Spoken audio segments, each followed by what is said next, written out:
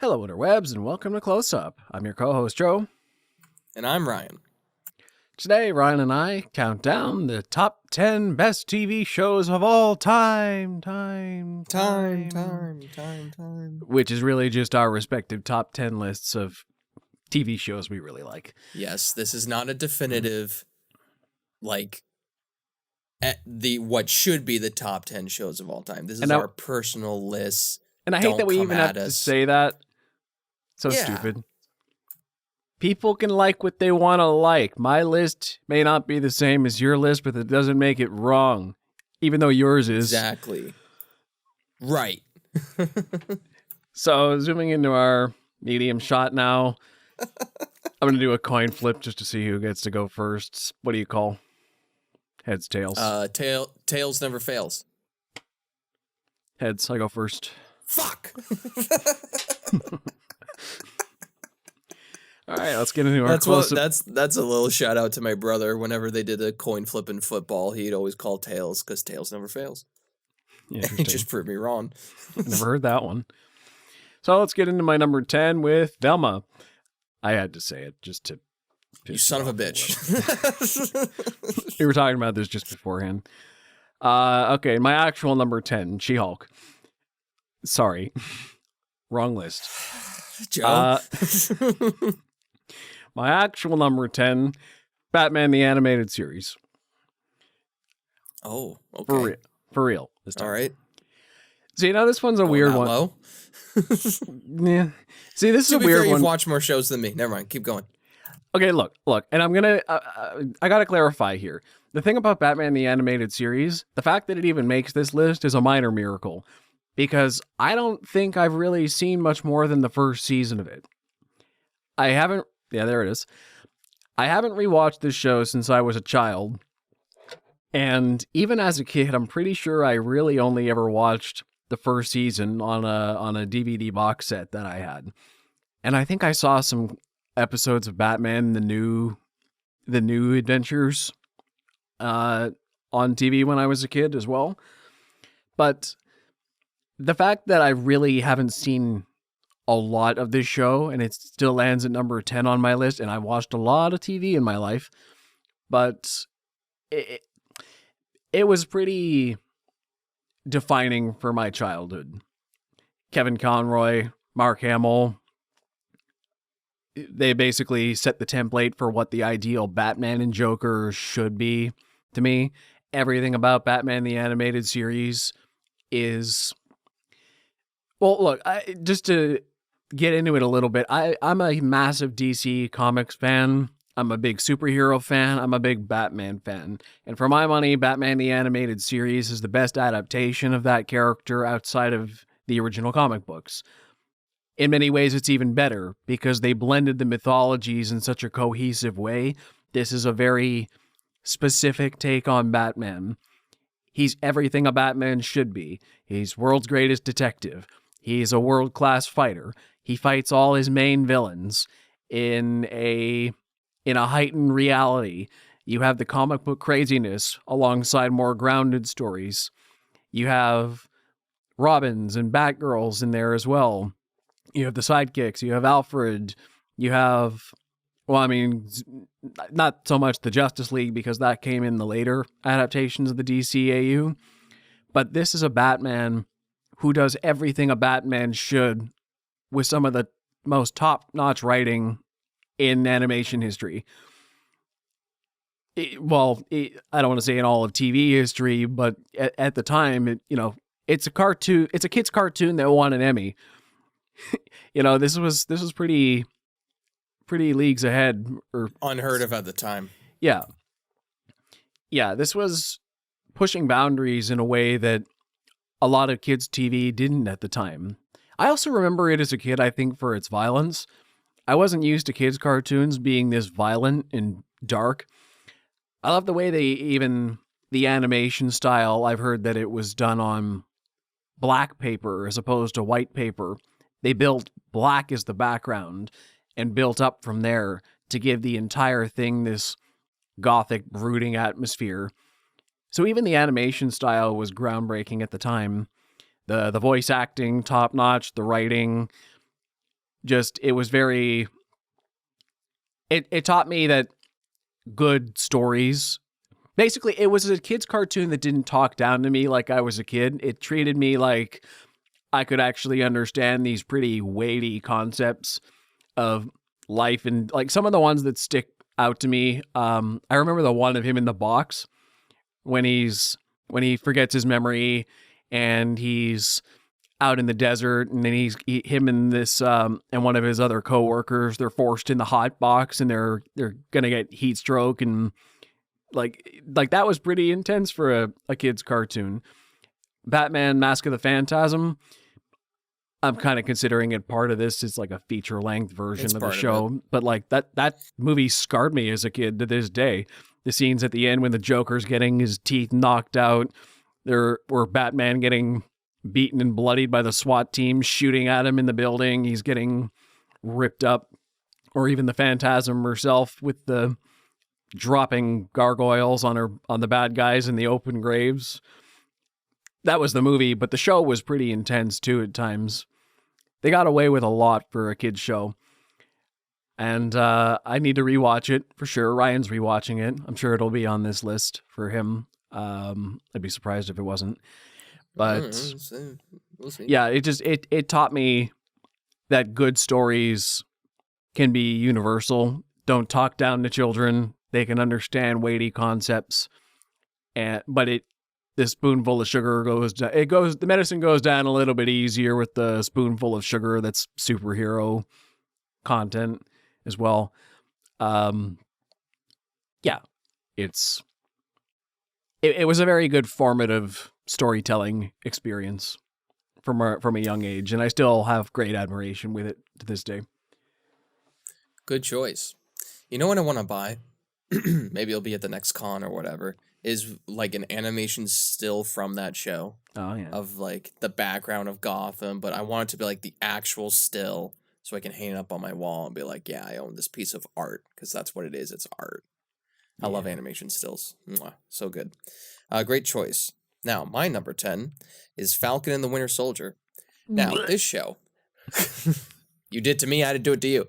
No. Involuntary wretch. No, my number 10 is The Last of Us. Now, hear me out. Okay. Hear me out. Okay. I know it's only one season. I know part 2 is being created right now and won't come out till 2025. Excuse me, season 2. And we all know my thoughts on part 2, and a lot of people's thoughts on part 2. However, the reason why it's on this list and why it's only number 10 is because this is the greatest adaptation of any video game product to fit to the small screen or big screen, in my opinion, Agreed. Of all time. And everybody else agrees too, because recently it just won at the Video Games Awards Best Adaptation. So congrats HBO and everybody there. But yeah, just not even like talking about the video game, and we all know how that's like probably one of the most perfect games out there. Yeah, and just the adaptation towards it. Pedro Pascal, phenomenal actor. Bella Ramsey, they're great. They're phenomenal as well. They have a bright future. And just the artistry that Neil Druckmann and what's his name? Chernobyl. The same guy. Craig Mason? Yeah, that's him. Just how much care and passion they put into this show was phenomenal. I know some video game people had problems that there wasn't a lot of zombie fights, but it's not a show about zombies. It's a show about a father who lost his daughter, and can he learn to love again, or can he learn to just accept living again? And the chemistry between Pedro Pascal and Bella Ramsey is so good. I mean, a compilation video pops up on my YouTube feed every month or so of Joel being a dad for 13 minutes to Ellie. Like, that's usually the title of the video all the time. And it's just great. It's just great storytelling. It's great television. It keeps you on your seat. It keeps you on the edge of your seat throughout the entire time. I mean, the best episode in that show is Bill and Frank. The Bill and Frank episode. Just a beautiful story about love between two men. Doesn't even like, yeah, it holds the plot like to a halt a little bit, but it's still told like beautifully. It's still a great episode. It's still a great show. It's even a more awesome show because of it. Because again, it's not about the apocalypse or zombies. It's about people living in the apocalypse and how can they adapt to the times that they're in. And it's just it's a great adaptation. It's the best adaptation of all time, and it's one of the best TV shows that come out in the past year. And I can't believe it came out this year. I can't. Like it can't. Like No. the first episode You're was breaking my brain. January 13th. Nope. It's insane how long it is. If you think I'm lying that I think this show is amazing, I freaking bought it on 4K. All right, I love this show. It's great. Season 2 is gonna piss me off. I know it is, but I love this show. So good. It is an incredible show. I agree with you. People often mistake what it's actually supposed to be about. They think it's about killing the zombies. They even think it's about Joel and Ellie, which it technically is. That's why the Bill and Frank episode bothered so many people, because, well, why are we devoting a whole episode to these guys? I'm like, well, okay, look, most of the show, if you notice from start to end, Joel and Ellie are really just the frame tale. It's all about these little slice of life stories in the apocalypse. Every single one of the episodes may feature Joel and Ellie pretty prominently, but it's about the other characters. It's about Tess, right? Is her name? It's about It's about Tess. It's about Bill and Frank. It's about Kathleen, Henry, and Sam. I'm forgetting some of the others now. Riley, etc. It's about all the side people, really, and then Joel and Ellie are at the start and the end. It's about them. It's their adventures through the apocalypse or how we see the world, but it's about the people they meet along the way who inform their journeys. It's a pretty powerful show, even without the video game attached to it. I think it's just a good show. It brought The Last of Us to a whole bunch of people who never would even play the game. Mm-hmm, exactly. And convinced them it was a good story. So deserves props just for that. Season 2 is going to be so interesting. It's my most anticipated thing to come out. See, the thing is, I don't think they're going to change a lot from part 2. A lot of people are like, "Oh, well, they're gonna change it." No, they won't.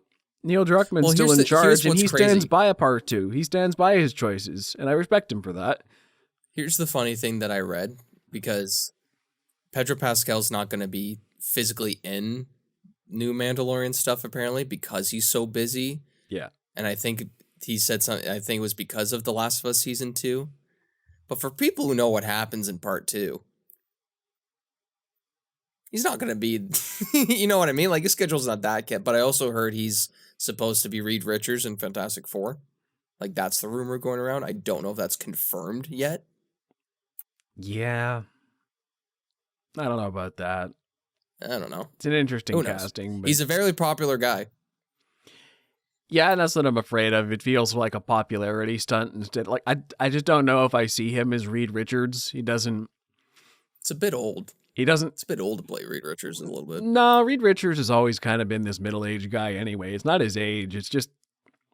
Like, his vibe doesn't scream Reed Richards to me. Neither did John Krasinski's, to be clear. I was never huge on that fan casting either. And he didn't really impress me either. I don't know. Casting directors tend to know what they're doing. Your favorite was Miles Teller. I never even watched that movie. I don't think anyone should. Yeah, casting directors tend to know what they're doing. So, we'll see. So my number 9, I think, actually might piss you off a little bit. Better Call Saul.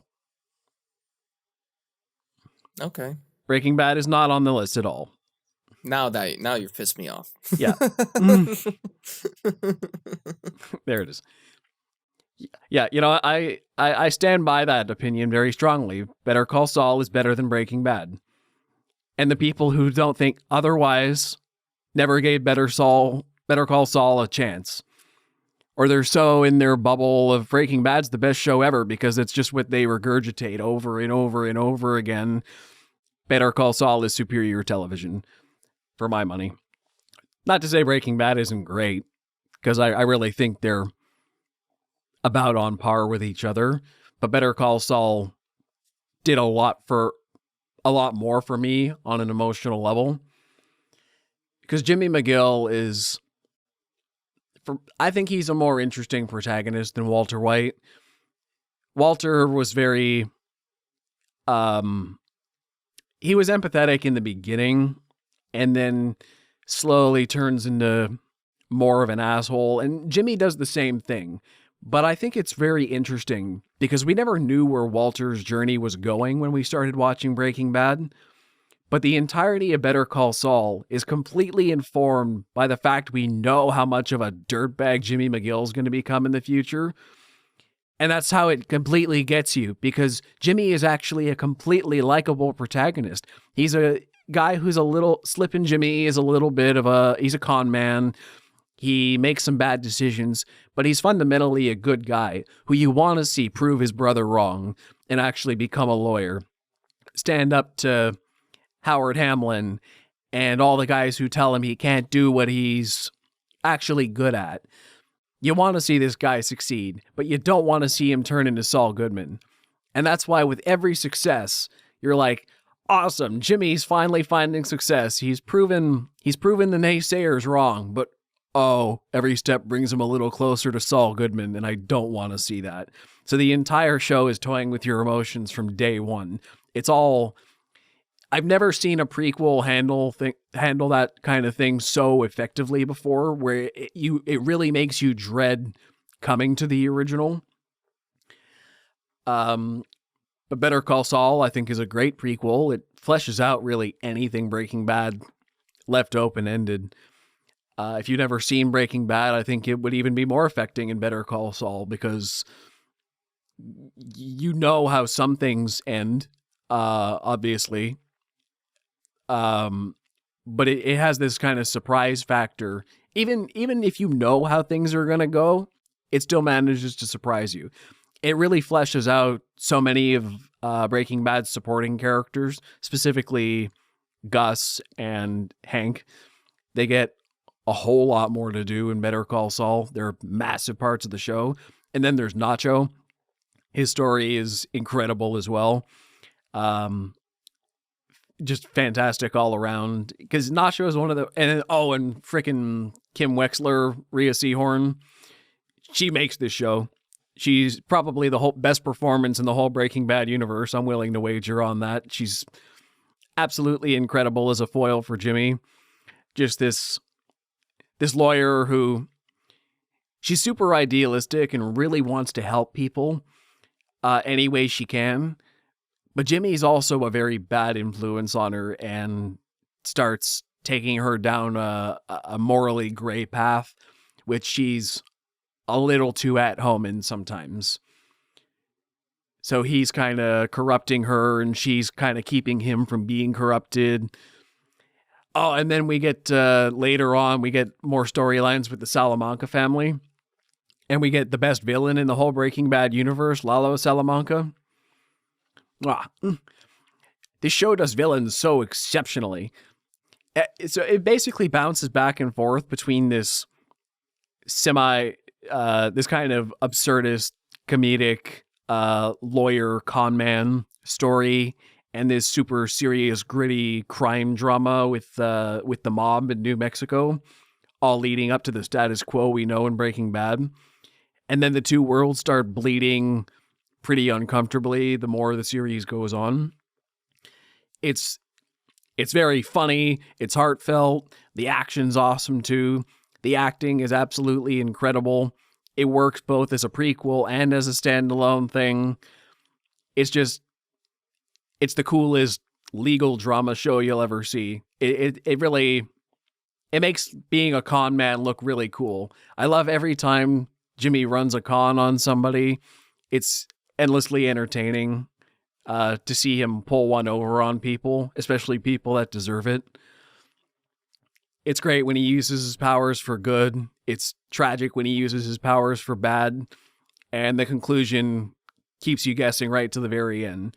Also, if you are a fan of Breaking Bad, there are some flash forwards to what happens to Saul Goodman after Breaking Bad as well. So it does continue the universe forward as well, and you never quite know how it's going to turn out for him, even till the very end. But I'm incredibly satisfied with Better Call Saul.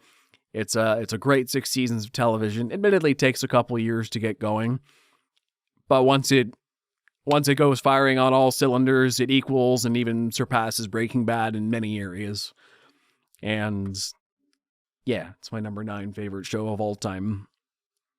Consistently entertaining. Good pick. The only thing I'm mad about is that I can't do a debate episode with you because I haven't You haven't watched seen it Better yet? Call Saul. We'll It's get on there. the list. We'll get there. Yeah. And I can't even be mad at your take because it's made by Vince Gilligan. Like, both shows are by Vince Gilligan, so it's just him upping. I would be disappointed if it wasn't on par or better than Breaking Bad. You know what I mean? It's all the same people, better at their craft now. Yeah, exactly. With And with more like years modern of technology, and I've seen like some shots like he uses low light or like natural light in a great way during like some night shoots, and it just looks beautifully, like cinematography wise.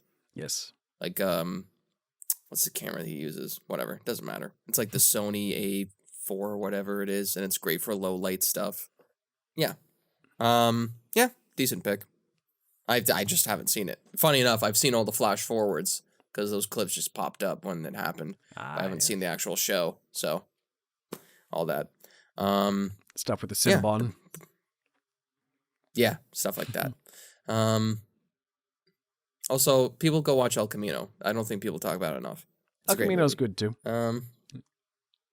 My number 9 is kind of a surprise. I got reminded of this show a couple weeks ago. Is Mindhunter, a Netflix psychological thriller that came out in 2017, directed by David Fincher, starring Jonathan Groff and Holt McCallany. I hope I'm saying that right. Probably not. It's basically just it's about these 2 FBI agents who go around and interview these serial killers or known serial killers, accused, blah blah blah, and all that, and try to decipher why they do what they do. And it's kind of slowly you see why or how they're basically studying the human psyche, and how they can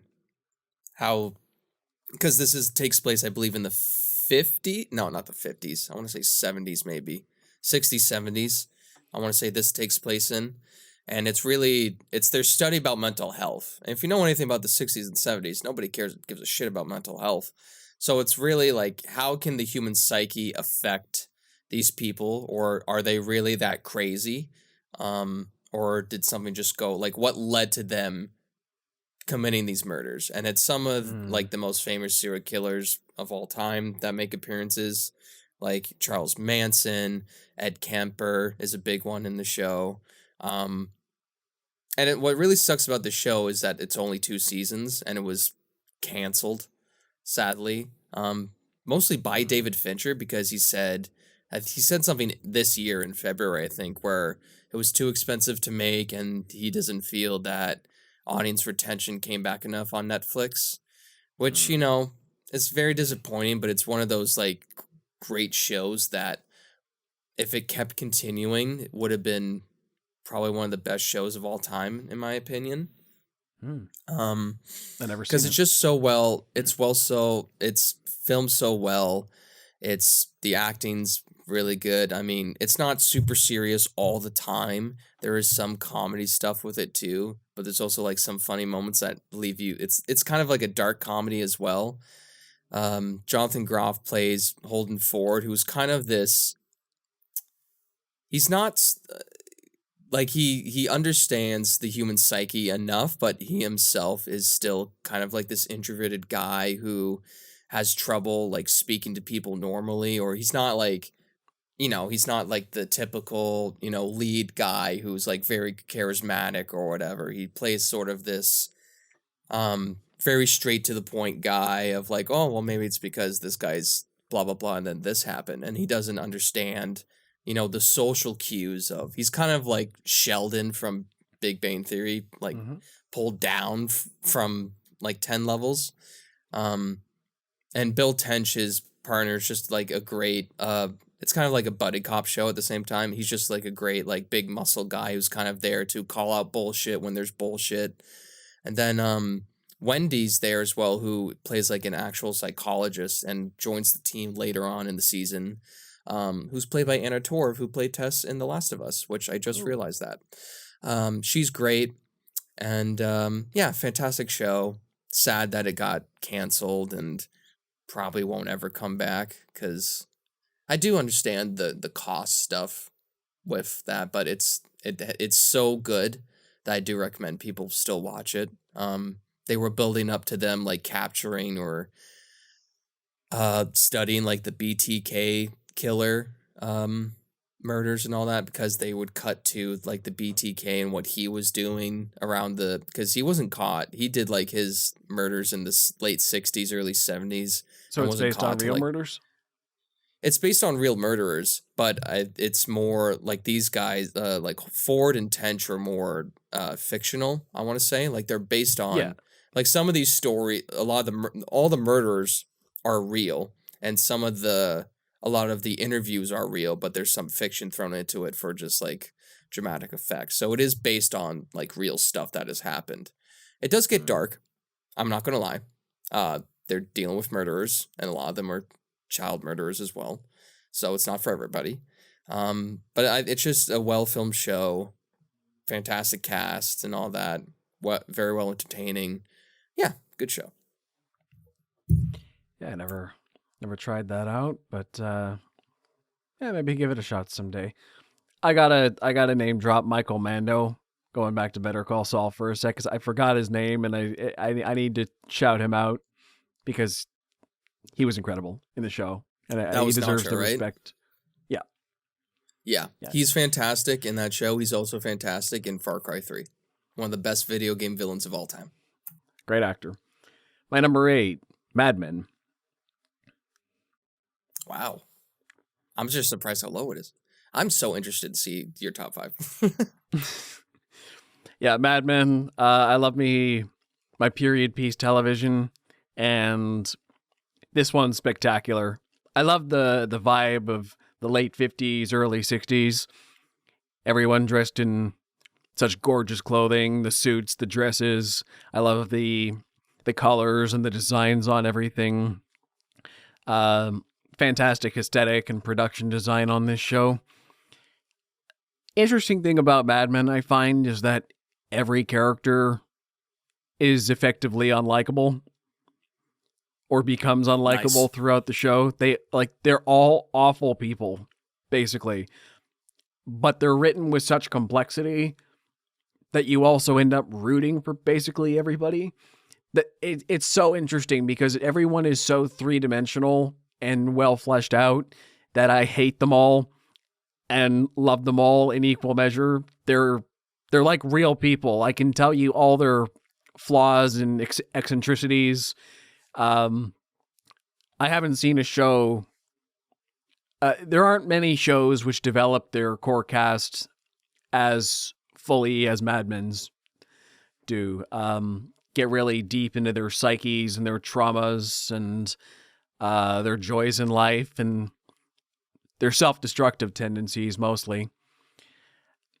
Another joy of Mad Men is Don Draper's pitch meetings. The way John Hamm can sell basically anything is a delight, episode by episode. It kind of, well, now I'm starting to see the trend. I like seeing Jimmy McGill as a con man, being really good at being a con man. I like seeing Don Draper be really good at being an advertising guy. I just like shows about people who are really good at what they do, and not always jobs that are very high profile, like a con man or an ad executive, but it's just very satisfying to see well-written, well-acted people do jobs really well. But I think one of the most interesting stories on this show is Elizabeth Moss's Peggy Olson, who starts off as I think she starts off as Don's secretary, because it's the 1950s and women don't work for very long. They're just secretaries, and then they get married off and have families, and that's all they're good for at the time. And Peggy's like, I don't really want that. I want to be a copy girl and get into advertising. And they're like, sure, yeah, right, young lady. But just Dawn kind of becomes her mentor, and through sheer determination, she proves herself just as good as any of the guys there, even though she's the only girl in the room who does the job. All the other girls there are mostly airheaded secretaries, or they don't really have any ambitions or anything, but she proves herself worthy of the position. It's a fight for her fight. It's not like she's not being overtly feminist about it or anything. She's not trying to do it to prove women can do it. She just wants to do it. It happens to be a good role model in the process. And then it's all about the dark side of 1950s, 60s idealism. Because like I said, it's a great era to look at. On the surface, it's so colorful, and you think back to the propaganda, the nuclear family, post-Cold War tensions, America's riding high on an economic boom. It's post-World War II. Everybody's got the white picket fence, the perfect wife and children, and everything is perfect. Like Don Draper is like John Hamm is a very classically handsome man. He's married to January Jones in the show as Betty Draper, and she's the gorgeous housewife.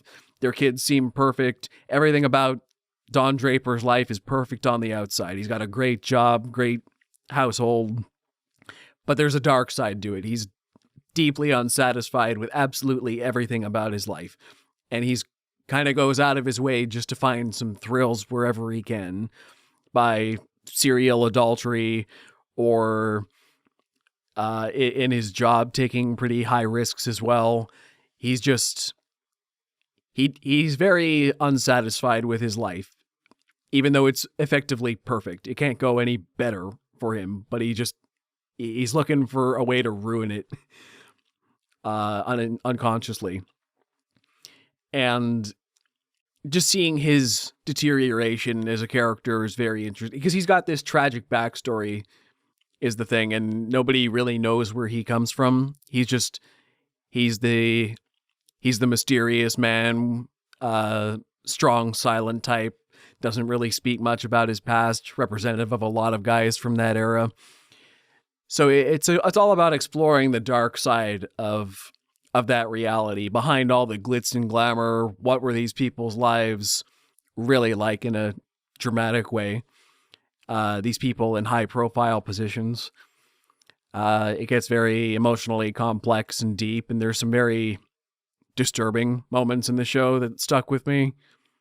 It takes some pretty dark turns, and but all throughout, it's very well done show. Entertaining from start to finish. Yeah, just got better. That's a great time, pick. really. Yeah, that's definitely on the list as well. Yeah, 2000. It came out in 2007. 2007 was like around like mid 2000s. Great year for like television. Just like a lot of iconic shows around that time. My number 8. We're on 8, right? Yeah. Something a little more recent in times. I'm a little embarrassed to say, but not at the same time. No, I'm gonna stand proud as my list. Legend of Vox Machina. Right. I love this show. It's so good. It's Critical Role. I've talked about it all the time.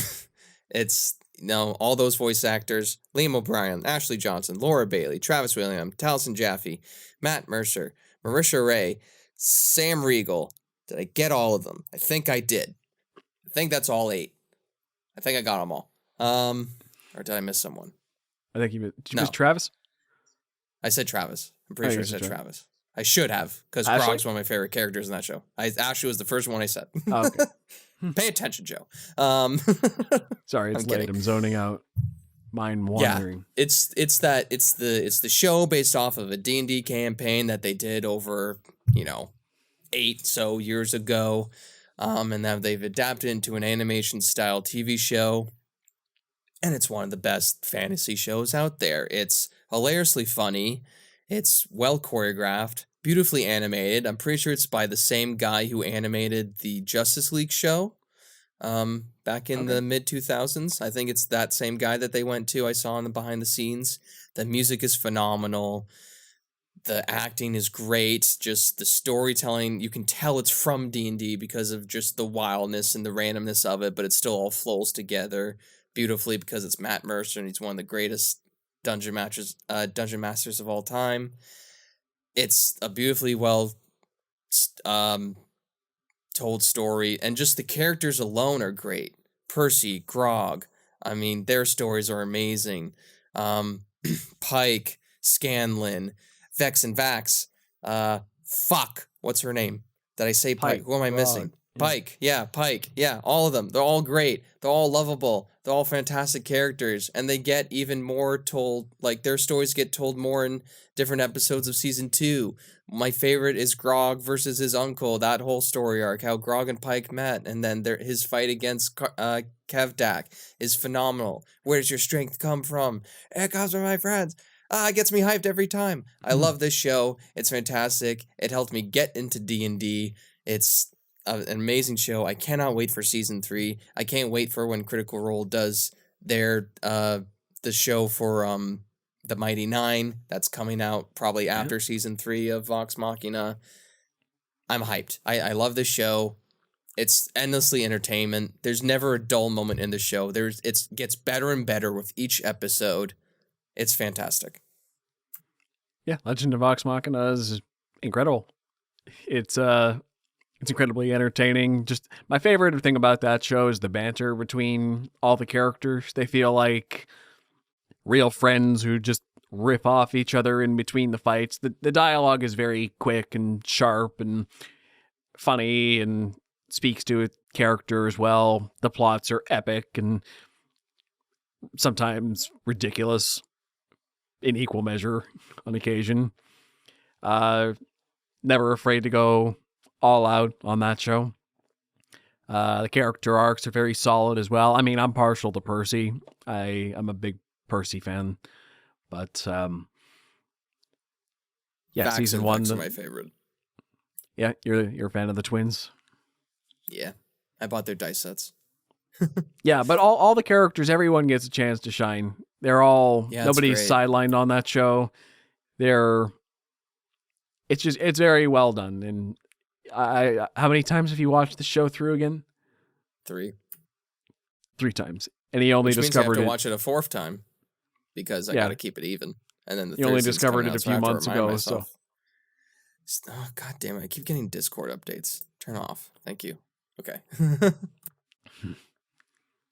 Yeah, and you only discovered the show this summer, so you've seen it quite a lot.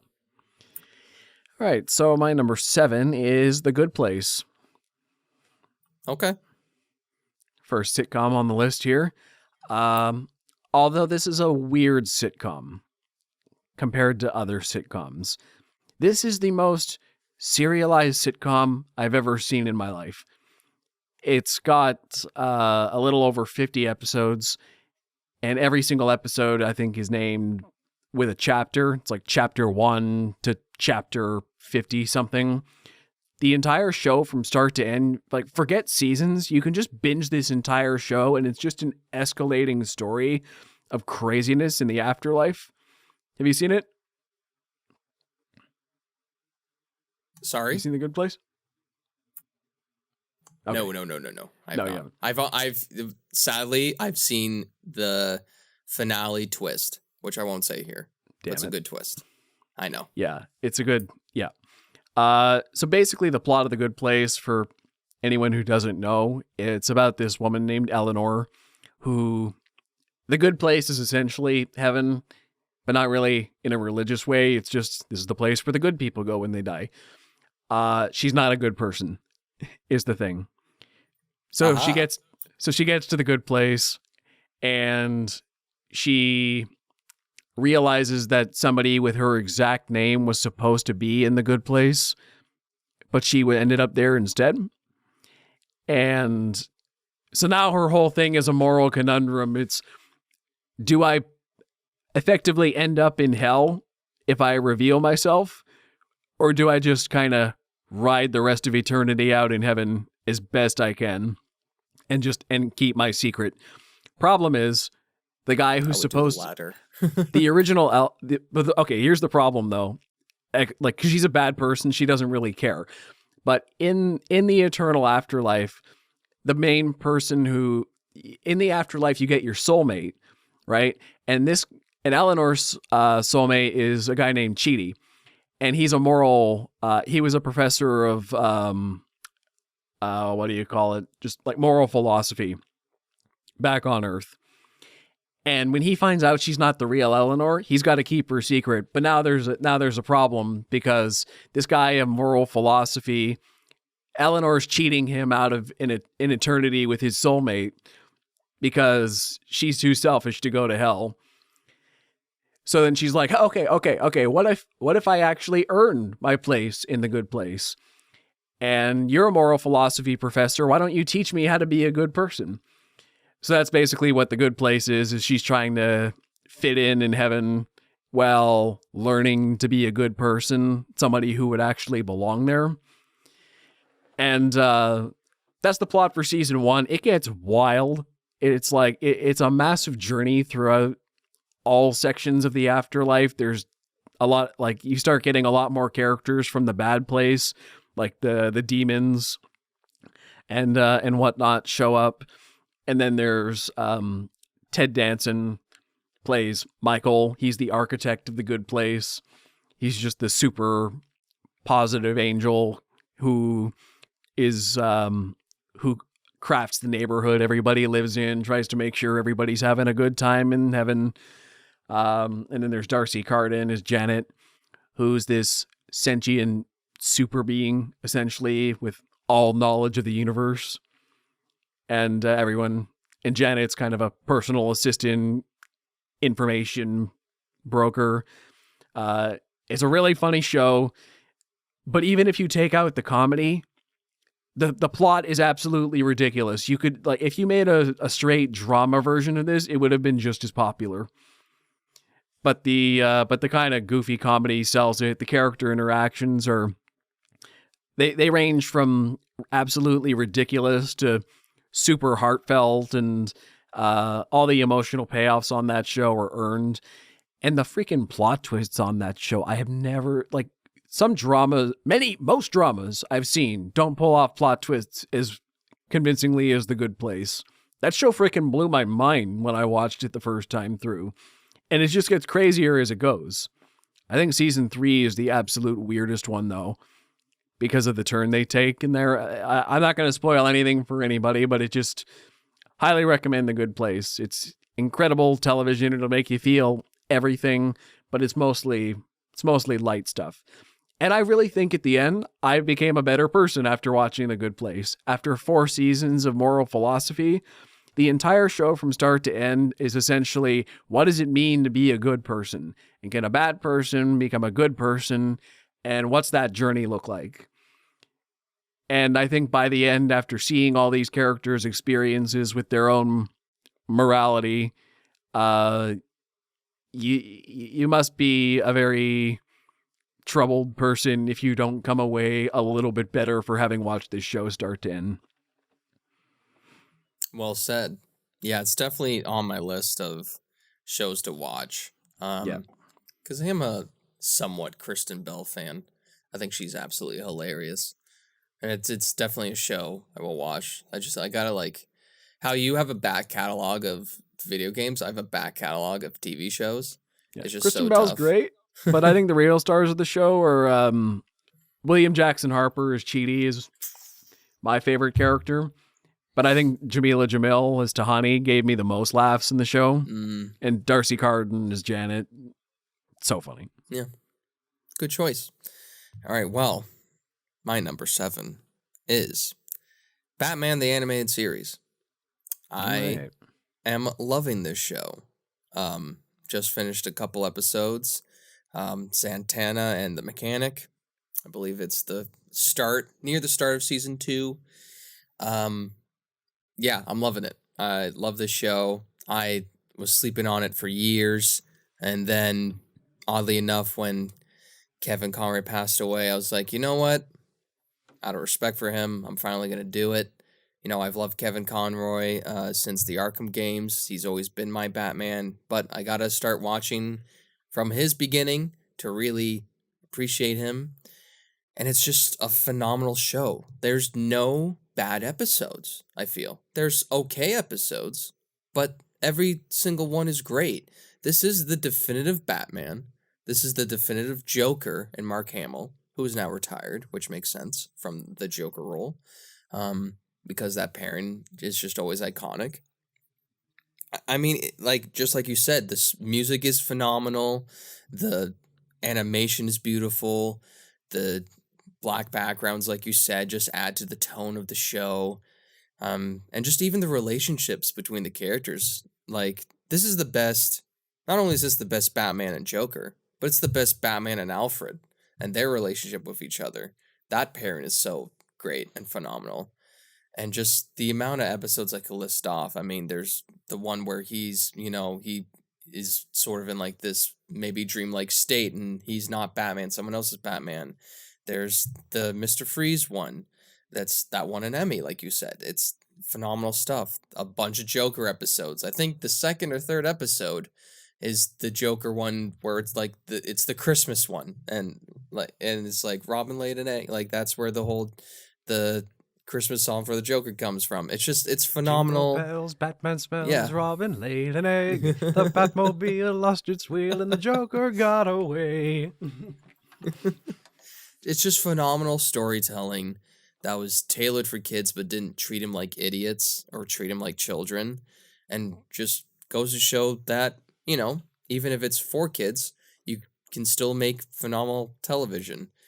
And it still hurts that Kevin Conroy has passed. I just know he's chilling up there, resting with also the original Harley Quinn voice actor as well, who also passed a few months later. Yeah, phenomenal show. I'm definitely gonna keep on watching it. Can't wait to. It's gonna be sad when I finally finish it because I feel like I'll have like a what now moment and probably just start all over again. It's sort of become, because I've been going on and off with the show a lot, just because I've been watching other stuff or playing other games, but it's sort of just become a comfort show to me at the same time, where it's like, well, I feel like just having a wind down moment, or just, I feel like I want to like make some popcorn, but I don't really want to watch a movie. Let me just pop in an episode of Batman the Animated Series, because it's sort of episodic in a way, but there's also some story arcs as well. And it's just sort of become a comfort show to me, which isn't a surprise, but also a little shocking for the time for me. Because I think it's like a nostalgic thing too. Like, it just take me back to being a kid and just watching this great show that, kids watched back then and I never got to, but it's a phenomenal show. That it is. Number 6, Doctor Who. Which, I'm not going to talk your ear off about this one. I already did that for... What's Doctor Who? It's the best show concept ever made. If you didn't watch my episode, I'll give you the elevator pitch again. It's the show that can go literally anywhere, do anything in time and space. That is the premise. That is all you need to know. It can be absolutely anything and everything at all times.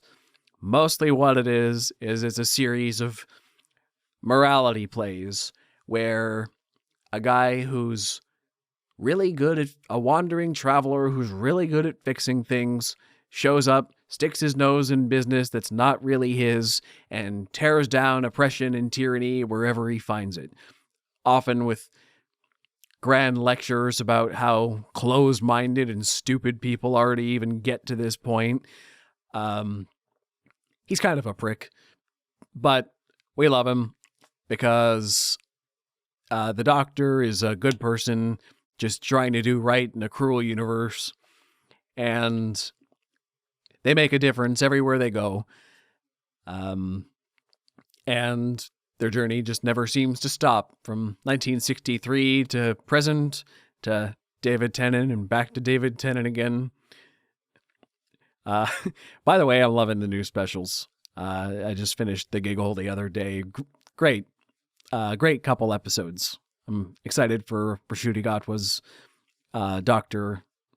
Actually, in the coming weeks from when this episode's filmed, so start seeing that in the year. That's happening. Yeah. So Doctor Who, it's been a lot of things over 50 years. A lot great, a lot not so great, but it's been consistently inventive, and it's pretty crazy. I don't think I've ever seen a show try to tackle as many crazy things in one run as I've seen Doctor Who do. Some things, you can have a pretty grounded episode in one season about, I don't know, just like things in our world, in our time taking place, is stuff we completely can wrap our head around now. And the next one could be set in the far reaches of space with aliens and terrible special effects, and can be absolutely goofy, but just as fun. The tones shift wildly at a breakneck pace, but it's always inspiring. And seeing the companions, I think, is even more inspiring, because these people are just usual humans most of the time. But traveling with the Doctor, this great person with great ideals and goals in life, inspires them to be the best they can be, and brings them out of their comfort zones to reach their greatest potential as people. So I think for the companions, a big lesson to learn is just, well, you can be your best self only when you break out of your comfort zone and try new things. Maybe it'll be scary, but you can be so much more than you think you are. You just need a push sometimes to show it. And that's what Doctor Who is to me. It's a continual reminder that sometimes you just gotta push a little bit harder and not settle for good enough. Yeah, good choice. Yeah, I might have to watch it. The new season that's coming is a new season. Is that what it is? Yeah. Coming out next year. I really think it's a great place to jump in. We got a new showrunner back. We got a new Doctor. We got a new companion. It's effectively a fresh slate. So, all right, great place to jump in. My number 6, just not making the top 5, is Breaking Bad.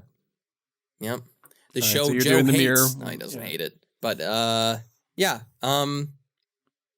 Oddly enough, the only reason it's probably up here so high is just because Bryan Cranston.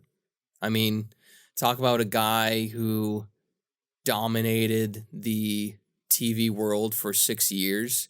I mean, I think he's won 6 Emmys. I'm pretty sure that's how many Emmys he's won for lead role. And just a complete career change too. I mean, he was known to be a comedic actor. He was on Seinfeld. He was on Malcolm in the Middle.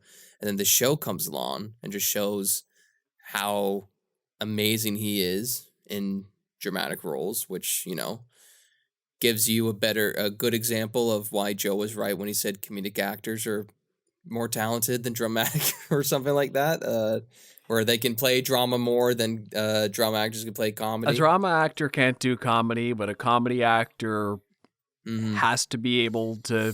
It's harder to make people laugh than it is to just play straight dramatic. You have to have more multi-skills to be a comedic actor. Mm-hmm. Yeah. But people just seem to think less of them because they're goofy as a general rule. Mm-hmm.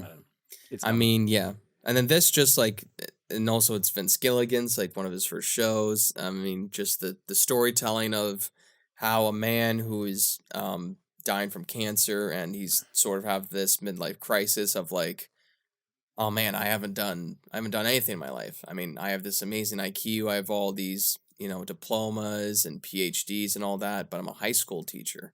I haven't done anything with my life. And he's financially poor. His family is on the brink of bankruptcy, and he has nothing to leave them with. He's got a baby on the way. He's got a son with cerebral palsy. So he feels, what's something I can do to provide? cook some meth. And so he goes and finds Jesse, Aaron Paul, who is also phenomenal, probably the best character in the show, in my opinion. And just together, their chemistry together, once again, is just phenomenal, those two. And they both, whenever they deviate throughout the show, they always find a way to come back to each other pretty quickly. They're a great duo, great pair. This is the show that introduced Gus as a villain, and he's phenomenal in it as well. Saul Goodman as well, Hank, mostly all the great characters you named off of Better Call Saul originated from Breaking Bad. I just think structurally this show has a perfect, beginning, phase, middle, and end. I do think it sort of lacks a little bit in season 3 around that time, where Walt is set up in the big lab or whatever. Like, it slows down a little bit, but then it starts to pick up once again. And it's just a great show. It's just a great show about this man who, he's a family man. He's done all the right things in life, but you just slowly see him become more and more of the kingpin of Albuquerque, of just the meth world, and just how that corruption slowly turns him into the worst person imaginable. And it's just a great character arc for Walter White. And yeah, great show. I think I misspoke earlier, and I'm just realizing now because I'm tired and my brain's not working right. But when I think I said earlier that Better Call Saul deals a lot about Hank, but I meant Mike. Yes. Yeah. Hank is in it, but confused. not much. He does make a few appearances as a DEA agent. They're both older white men. It's fun. They all Hank's look alike. I can make that not joke because I'm white. I'm kidding. Controversy. Ryan likes controversy. I don't care. This is me stirring the pot. Okay, my number 5 is a show with no white people in it at all. The Simpsons. Nice. See what you did there. Yeah. I don't know if a show has ever made me laugh more consistently. It's a show that's just kind of been around my entire life. I only started watching it within the last year or two, actually sitting down and trying to start it. I'm on season 11 right now. I don't know if I'll go all the way up till 34 or 35 or whatever we're on now, but I've seen all the good ones. Yeah, The Simpsons is just, the writing on this show in its peak period is razor sharp. Everything from visual gags to just one-off jokes. Like, I was just looking up a list of some of Homer's best lines, and even this absolutely stupid ones when he gets a call on the phone. I'm sorry, you'll have to speak up. I'm wearing a towel.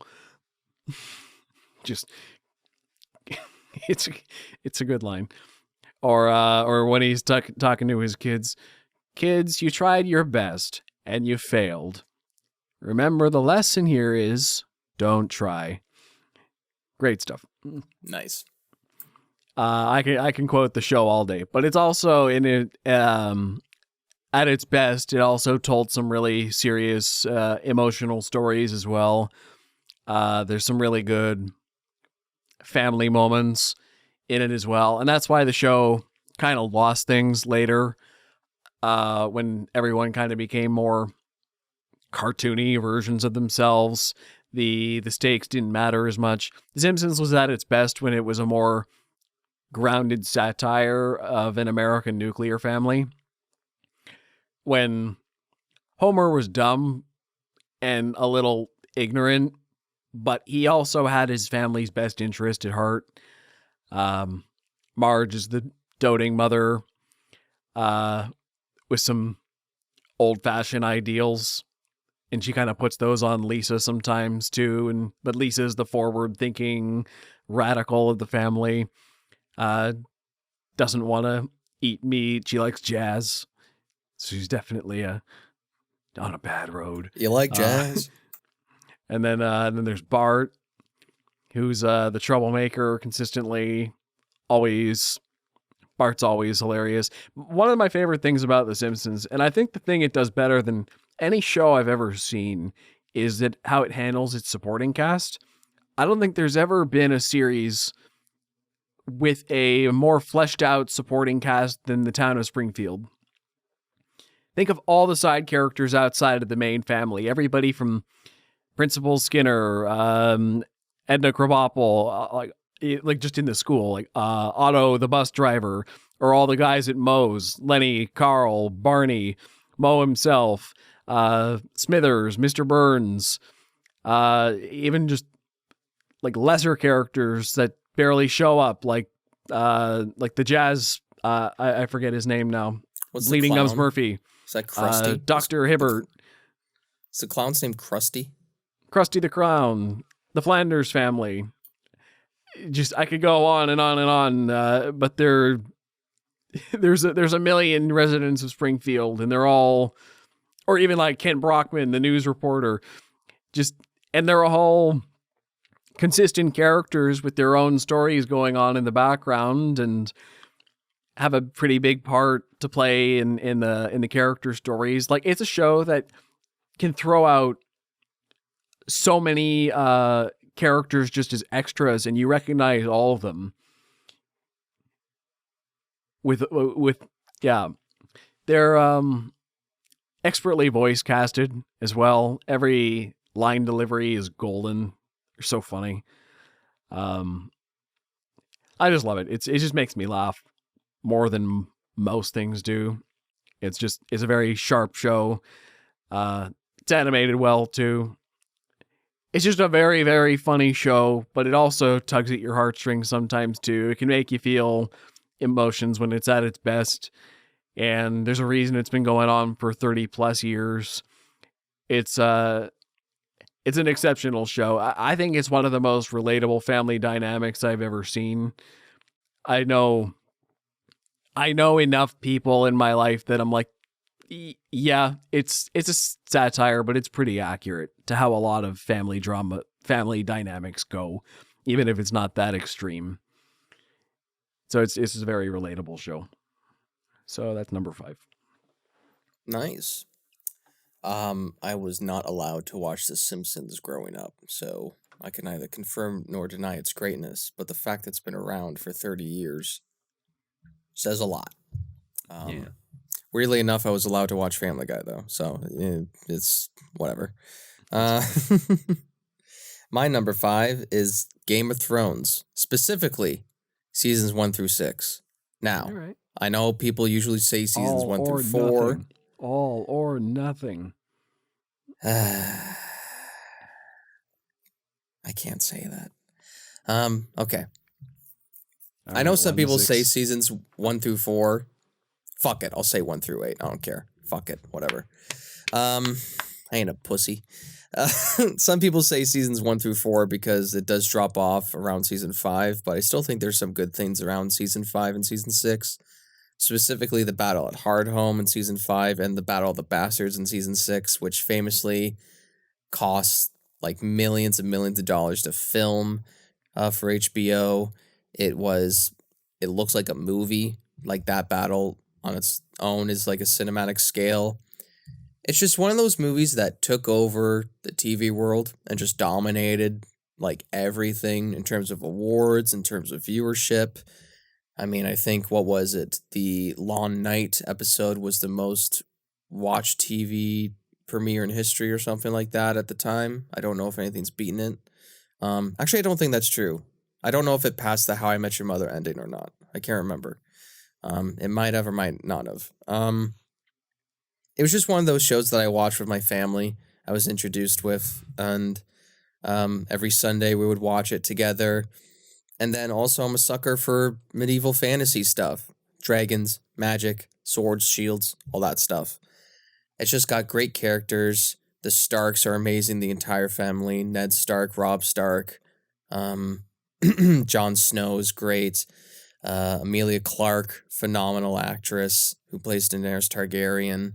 It's just it's just a great medieval fantasy show, but it's also the politics, the games that people play to see who gets to be on the Iron Throne, and the betrayals, the twists, and just how the Starks most of them, don't make it that far, but then the ones that do rise back from the top. And yes, this show didn't end great, but, it still means a lot to me, this show, just to how much it impacted my life. And, those first few seasons are phenomenal. The dialogue is amazing. The sets are amazing. And you can't say the show wasn't phenomenal. If you say the show isn't phenomenal, then the House of the Dragon doesn't get made. You know what I mean? And that show's great too. Saw the trailer for that. I'm very excited for season 2. Yeah, so it's just a show that means a lot to me. I know it didn't end great. Joe hasn't seen a freaking episode of it, but that's fine. I haven't watched a lot of stuff he's seen, so it's a tie. Yeah. Great show. Loved the show. Didn't end great, but I'm just going to Men in Black my mind from that last few episodes. What were we just talking about? Vox Machina. I don't know. I just saw a flash of light and I'm a little fuzzy now. Anyway. I don't know. May have been about medieval fantasy. I don't know. Getting on to number 4, Daredevil. This is my nice. I almost put it on my list. This is my Marvel representation on my top 10.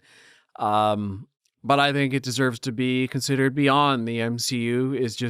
It's my number 4 on my top 10 greatest shows of all time. It's just a damn good show.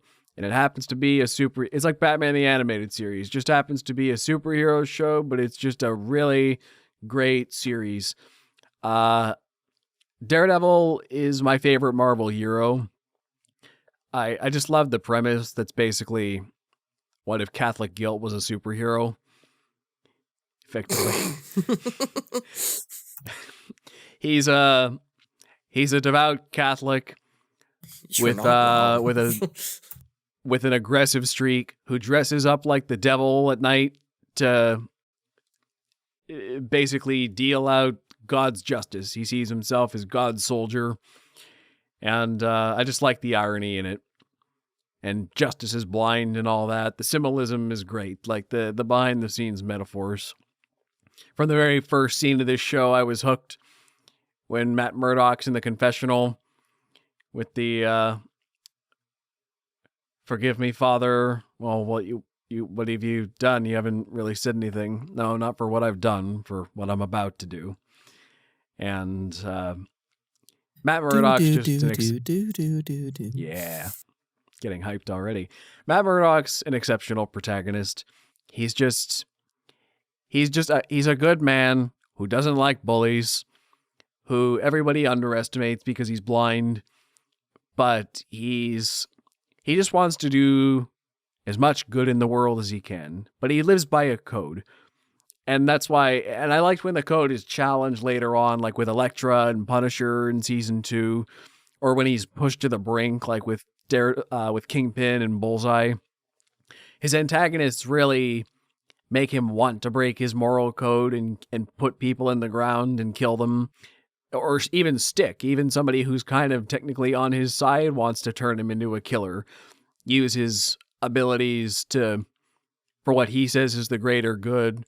But Matt knows crossing a certain line makes him just as bad as the people he's fighting. He's got to stay on the side of good at the end of the day. He's got to be able to go to bed at night and feel good about himself, even though his entire life is just in this morally gray area. He beats bad guys to a pulp. He lies to his friends about his secret identity. And that causes a lot of pretty strong riffs later on in the show. He's got that classic Marvel thing where being a superhero is a good thing, but it screws up his life more than it's so all-encompassing in his life, it messes up a lot. He can't be a very good friend or a very good lawyer. He's not even a good prophesied warrior for Stick because he doesn't do things that way. Um, it's all about finding the balance in life between what you want. It's his whole thing is you can't really have everything you want. He can't get the girl and be a great lawyer and be a great superhero. He's got to pick a lane, really. And all these outside forces are trying to make him pick a lane and drag him in all directions and just make him crumble in general, but he's got to survive through sheer willpower and often the power of faith and the power of faith in his friends and the Lord, and just power through Hell's Kitchen and bring justice where there is none in a corrupt society. So it's at the end of the day, it's just about one man's willpower to do good, even though everyone in the world is trying to tear him down. It's and season 3 is my favorite one because it puts Matt at his lowest. His faith in the world's basically shattered. He shut everybody else out, and he's just on a one-man vengeance quest to effectively become the one thing he never wanted to be. And it's all about, okay, what is this guy at his lowest? Even at his lowest, is he gonna succumb to his darker impulses, or can he pull himself out of that and be the guy he wants to be? And of course, can't talk about the show without talking about Vincent D'Onofrio, the perfect antagonist.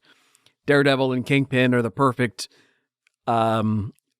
rivalry in the Marvel Cinematic Universe. One of my all-time favorite. Yeah, there's the picture of all of us together. Yeah.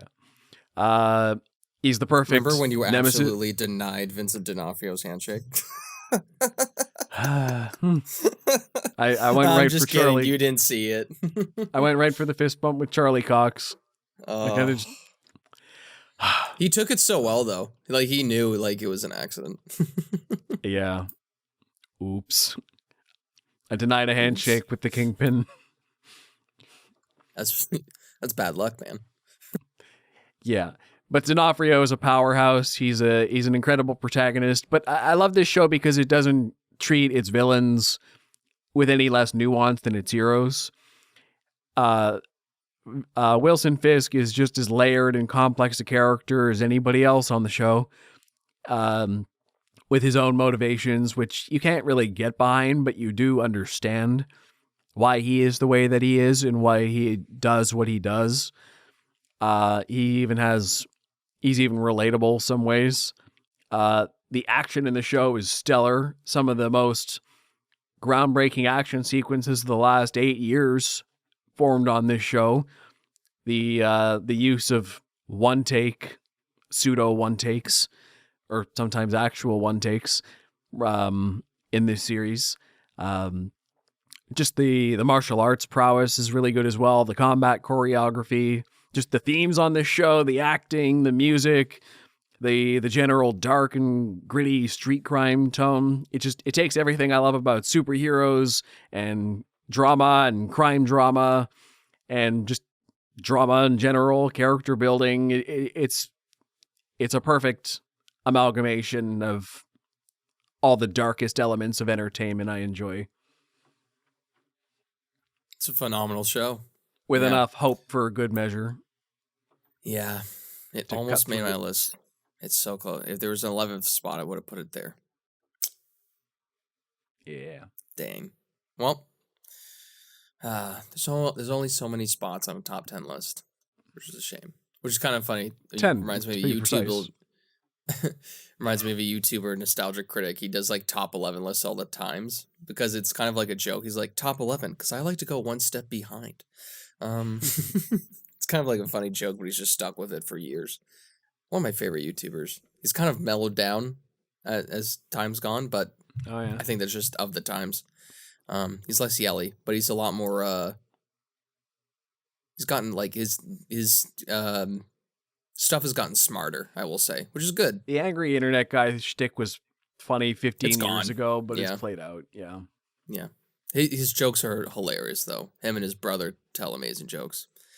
All right, my number 4. Another show that I recently watched and completed is The Sopranos. The original the Good choice. original anti-hero show. And you're wondering, now, Ryan, what's so great about this show? It's just the starter. I mean, so many other shows have, expanded on the anti-hero-ness. I mean, there's Breaking Bad, there's Mad Men. I don't know if Mad Men's anti-hero. I actually don't know that. Better Call Saul. In a way. There's The Wire. All these fantastic shows. Why is The Sopranos higher on your list? Because it was the first one to do it. It was the first one to take the chance, really. I mean, I think the whole thing with episode 10, or the episode called College in the first season, it's the first time you actually see Tony murder somebody on screen. It's the first time you see the protagonist just outright kill somebody on screen in a TV show, which was not heard of in television at the time, for your protagonist to just outright murder somebody. And they were, I think HBO execs were really worried about, will people continue to watch after, Tony does something absolutely horrendous. Funny enough, they continued watching all the way to the very end, because it was just one of those shows that was just true to nature. It's what Goodfellas did in movies. Sopranos is for television, for the Italian mob around New Jersey, New York. Great cast of characters. There's Chris Moltisanti. There's Paulie. Sill's one of my favorite. Just a great loyal guy. And then of course there's James Gandolfini, just one of the greatest television actors of all time. Passed away a decade ago, I'm pretty sure, or maybe a few years ago, a couple decades ago, I can't remember.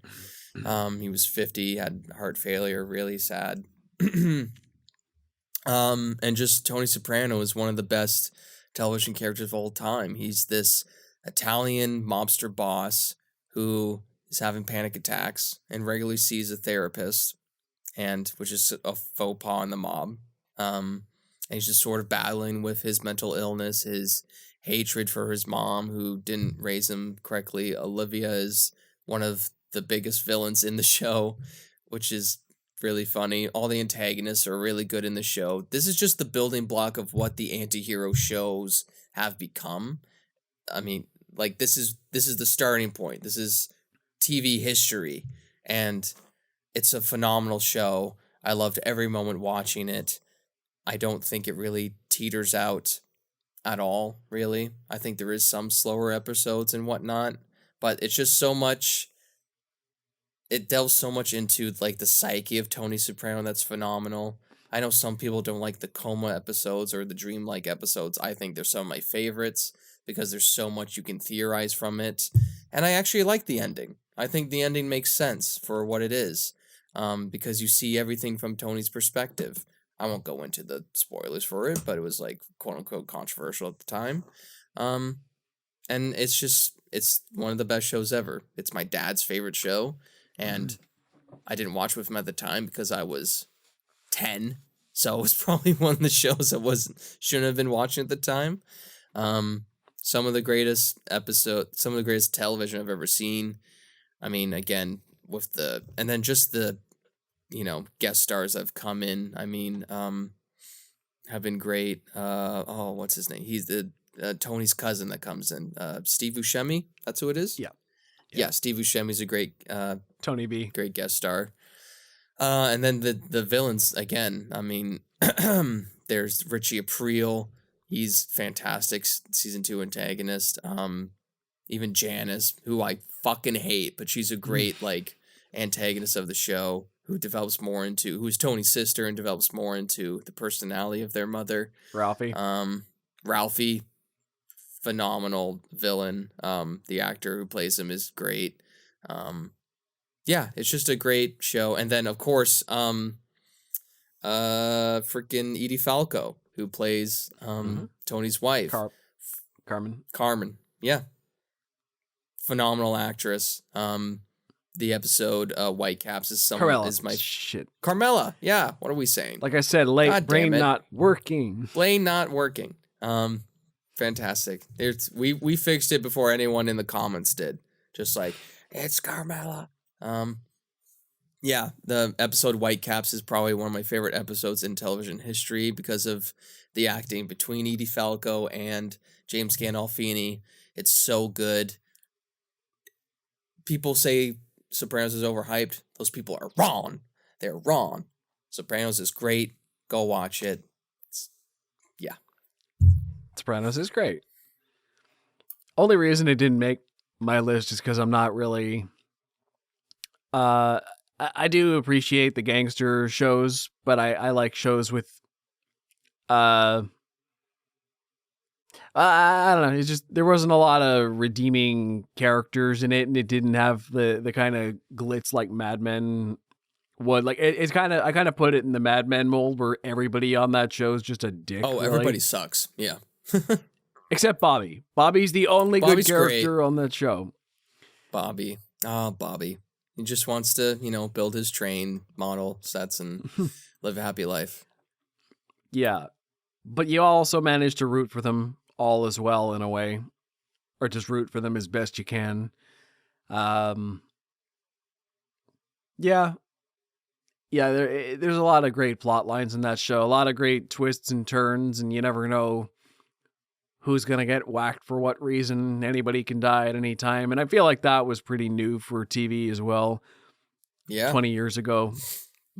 Main characters can just die. And that's normal for that show. Consistently surprising. Sopranos is a great show. By the way, I have to jump in just to rub a little salt on the wound for some people. Breaking Bad did not make my list, and neither did The Wire. And don't at me in the comments, because I have seen Breaking Bad and The Wire, and neither made my list. I'm sure there's a lot of people who are like, well, it's not on his list because he hasn't seen it. Oh, I've seen it. And they are amazing. I just noticed I have 3 HBO shows on my list. I have a type. You know what network you like. I guess. My number 3 is Sherlock. All right. Another show about somebody just really good at what they do. This one was really big for me back in high school, especially. A lot of people I know were really big into it. I always just thought the show was incredibly clever. The mysteries were investing and intense as well. The writing was sharp. The comedy was well delivered. Martin Freeman and Benedict Cumberbatch, pitch perfect. The idea to take Sherlock Holmes and place him in a modern setting seemed ludicrous at the time, but they updated everything so well. It was perfect. It's like, yes, these are effectively Arthur Conan Doyle stories, just with a slight modern coat of paint. They updated everything for the 21st century as best as they possibly could, and it works a lot better than it has any right to. They're actually pretty faithful adaptations of the original stories, all things considered. Until we get to season 4, and then okay. Season 4 wasn't my favorite, but it's still, I still like it better than most people. Don't you mean series 4? Series 4, British series, yeah. Yeah, my favorite episode of the show is The Signs of 3, which is basically just the one where Sherlock gives a best man speech for an hour and a half. It's that's the whole episode is just his best man speech, effectively. Which is obviously underlying a mystery. He's basically just delaying the entire crowd trying to solve a mystery while he just keeps rambling on. It's incredible. And then there's the Reichenbach Fall, which Justin and I actually performed together in a drama class scene back in high school because we loved the scene so much. Nice. Where Sherlock and Moriarty have their big confrontation, and they know one or both of them have to die for anything to happen. And their conversation was really awesome as well. Like I said, the mysteries are just really good. The character dynamics are incredible. Seeing him out with the police and just be the smartest guy in the room, but also an absolute prick about it, but he's super charming at the same time. John Watson's a very relatable protagonist. Their bromance is, I love it. Their dynamic is just very fun to watch. Sherlock and Watson are one of the greatest pairs in history. They were kind of one of the original hero sidekick duos. Iconic for a good reason. And this is, like I said, they're iconic, and this is just a good adaptation of the original stories, which I read most of them, and I enjoy them a great deal. So Sherlock is great, and I hope they do a season 5 one day. Yeah. I always thought the structure of the show was interesting as well. 3 hour and a half episodes per series instead of a standard episode count. So it made everyone feel like an event. And they're just, yeah. So that's Sherlock, number 3. Makes me feel smart watching it. I like shows that make me feel smart with really clever protagonists. Yeah, good choice. I just realized I fucked up. And I just reminded myself of a show when I said the word series. So I'm taking out Mindhunter for my number 9. Sorry, Mindhunter fans. And I'm putting in Peaky Blinders. Okay. Yeah, putting in Peaky Blinders. Cillian Murphy is the show that got more and more popular with each season. One of the best shows ever produced by the BBC. It's a show about the Shelby family rising up from the ranks of like the mob over in early 1910s, 1920s, gain life over in England after the World War, and they slowly start to become just more of sort of kind of scam artists in the way, not really scam artists, but they slowly taking over these other mobs, like gangsters, territory throughout each season. The Tommy Shelby's Cillian Murphy, it's the role he was born to play. Paul Anderson as Arthur Shelby is phenomenal.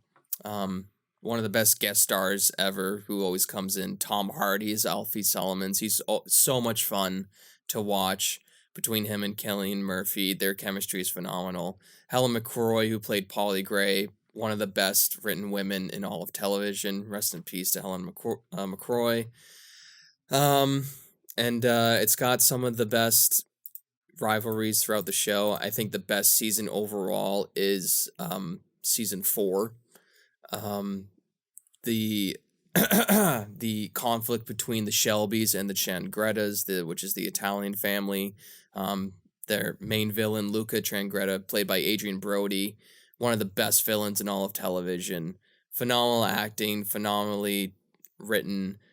Sam Neill's in the first 2 seasons as sort of the inspector. I can't remember, the constable or whatever, who's trying to take down the Shelby family.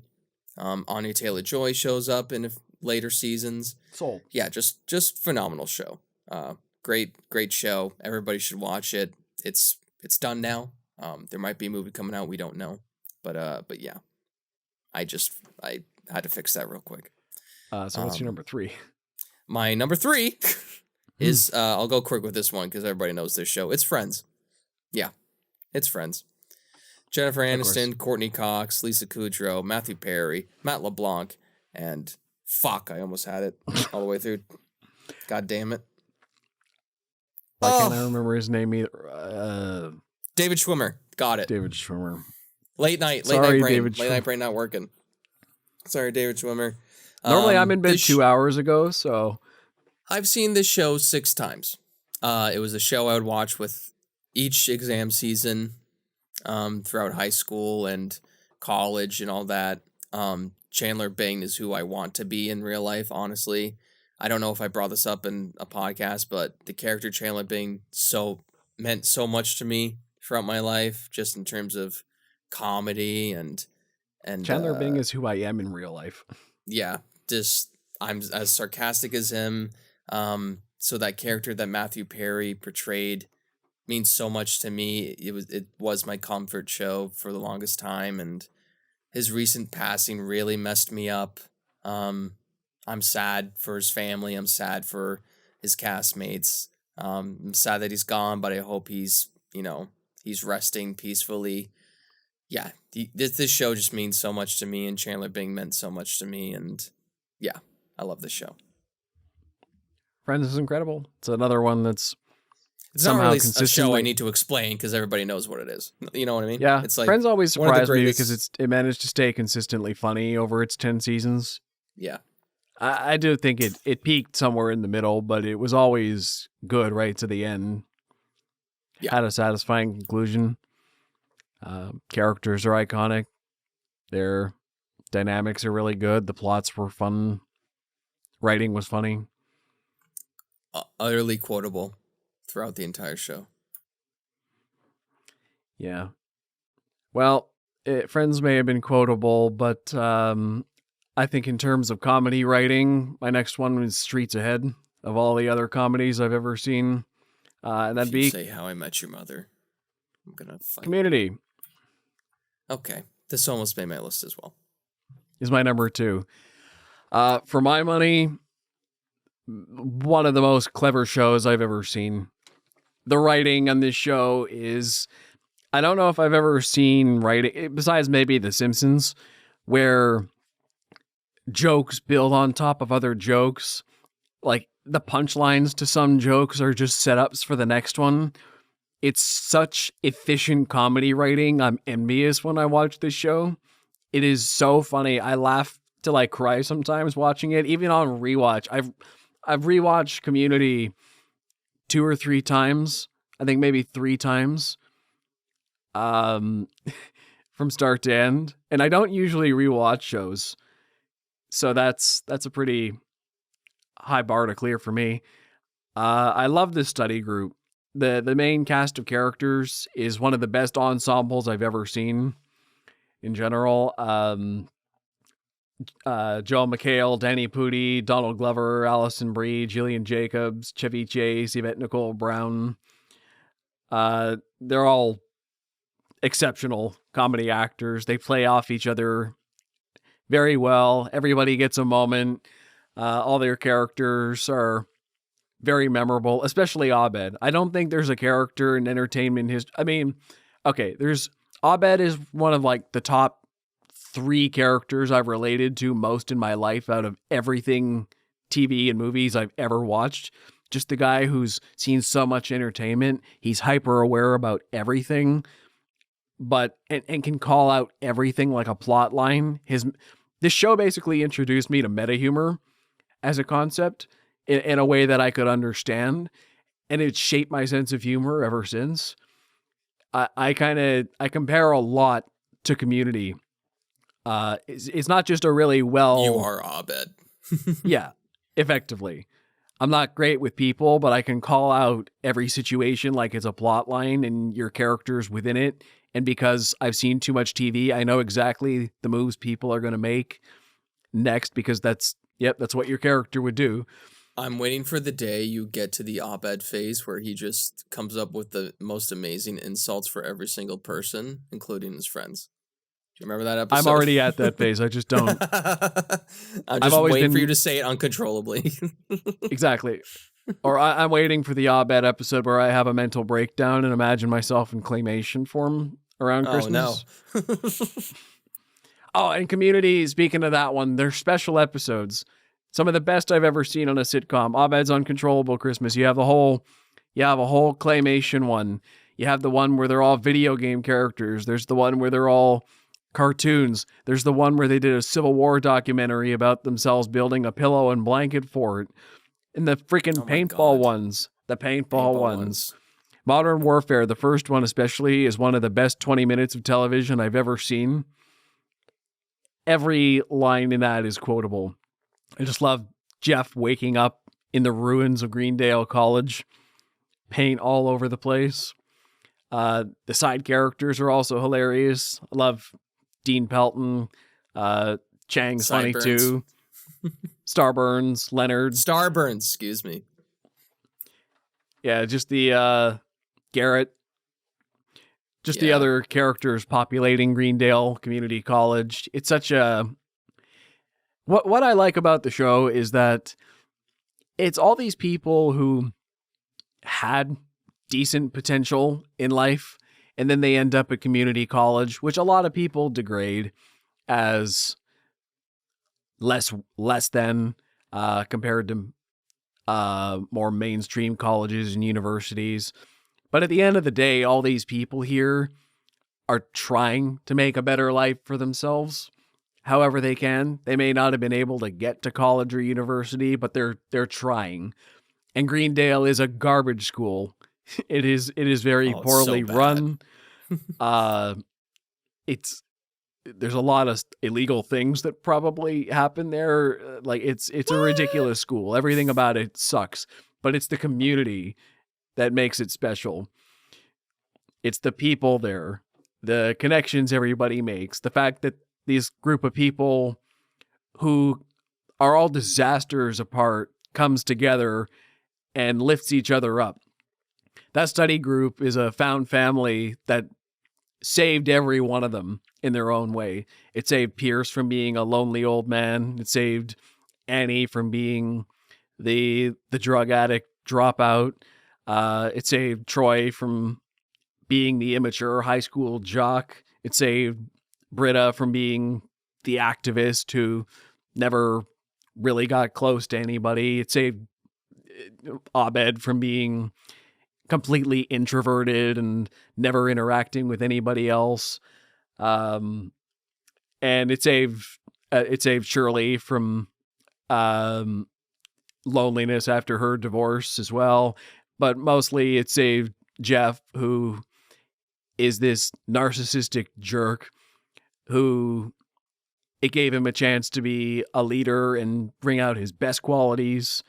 And I love how everybody kind of turns to him for guidance, and he doesn't really want to be these people's father figure or babysitter, but that's just kind of the role he takes on, and he learns to care about people genuinely and not just use them, which is how he got the whole group together. It's a great story, a found family, and people helping each other be better. Yeah, And it's good freaking show. funny. It's so funny. I almost put it on my list. I was so close, but for me personally, the later seasons, like when the main cast starts to leave and the new people come in, it just like it slowly just starts to deteriorate for me. It's just kind of like a harder watch for me. Well, season 4 is the weakest one for sure, though. I think season 5 is still really funny, even up until certain characters leave. And I thought season 6, even though like half the main cast is gone, the replacements were fine. And I think the writing in season 5 and 6, when Dan Harmon came back, still very sharp. Not as high as the highs of the first 3 seasons, but even the back half of the show, which people kind of tear down is not as good, I still hold up and think are underrated. Season 6 especially made me laugh a lot more than I thought it would when I first watched it. There's a lot of solid gags in there. I'll probably do a rewatch someday. The one with Garrett's wedding is so funny. Oh my god. Yeah. You just remind me of that. Yeah. Very funny show. Great show. One of the series highs. Hey, now that both strikes are over, we'll finally get in the movie. Yeah. All right, we gotta find the clip where I tell you on air that because of the strike, the movie's getting delayed again, and you went, "God damn it!" It's like the biggest reaction I think I've ever gotten out of you. It's not easy to provoke me. 6 seasons in a movie. 6 seasons in a movie. You were there for 23 hours. Why'd you stay? Weren't you mad? Oh, I was pissed. Oh, I was livid. That's what he said. I was livid. Yeah. I love Abed. Oh, man. That's racist. Number 2. That's black. That's racist. Damn. Sorry. I'm just remembering all the quotes. My number 2, probably no surprise to you, is Sons of Anarchy. I love this show. I love Sons of Anarchy. It's about a biker gang in Southern California, in this little town called Charming. Huh, ironic, because it is. And it's basically about these guys who deal guns to different gangs. They're sort of the middleman for the IRA, and this is just how they make money. Um, it's got some of the greatest television actors there. Charlie Hunnam, this was his sort of breakout role. Ron Perlman, who is one of the greatest character actors of all time. He plays Clay, who is the patriarch of the gang, just phenomenally. He's so good at. It's basically Kurt Sutter's version of Hamlet. It's like the modern tale of Hamlet. It's very compared to that. And then Katie Sagal, who plays the mother, the matriarch of the. She's not part of the gang because it's like an all boys thing. It's like an all guys thing, but she's very much. She's like the queen bee of it. She's great. Gemma Teller, that's her character's name. She is probably my favorite female character in television. She's so well done. She's got some of the most harsh but iconic lines ever. She just tells it like it is. I mean, here's one example where there's a character who's fucking over her dad, trying to swindle him out of money, and she straight up says, "This is why mothers should drown baby girls." That's just what she says, just randomly, and just the other characters' reactions to her. She's phenomenal. She's great. If you're on her good side, it's amazing. But if you're on her bad side, you're probably gonna end up dead. She's just one of the greatest television characters of all time, in my opinion. One of the greatest actresses too. It's just a great story of Jax as well. Jax is the protagonist. He is the vice president of the gang, who is the stepson of Clay, but the biological son of Gemma. Their relationship, the son and mother, is very well done, but there's a lot of tension between the stepfather and son, but also there's the bonds as well. It kind of teeters in and out throughout each season. Shit happens to both of them. And it plays up the idea of, with each season, does Jax want to stay in this gang, or does he want to have a better life with his high school sweetheart, Tara Knowles? Does he want to stay in this life, because it is all consuming. It's criminal activity. They are, selling guns. They do get in gunfights. They do end up killing people. And the whole plot of season 1 is Jax finding the manuscript of his biological father that he wrote about the Sons of Anarchy, and how it basically corrupted him, how it's turned into something he didn't want to turn into, and how much crime they get up to, and how the manuscript was written for Jax and his other brother who died early on in life. And basically how the biological father doesn't want the sons, or doesn't want Jax to be in the Sons, but he's almost, and as each season approaches, each time he almost gets out, there's something that pulls him back in. Godfather Part 3. It's just a phenomenal show. They pull me back in. So good. Yeah, it's just a phenomenal show. I honestly think there's no bad season. I think the dialogue is amazing. The acting is great. Justin, you're wrong about how he walks. How dare you? It's a great show. The music is phenomenal. A lot of it is at the end of each episode. They kind of do like a cover of popular songs. Not like Glee. I'm not talking about like Glee covers, but they do like a lot of like sort of like 70s, 80s rock covers as well. But they don't play it up as like they're better, as it's more like toned down a little bit. It's just a great show. Phenomenal acting, phenomenal writing. I think everybody should watch it.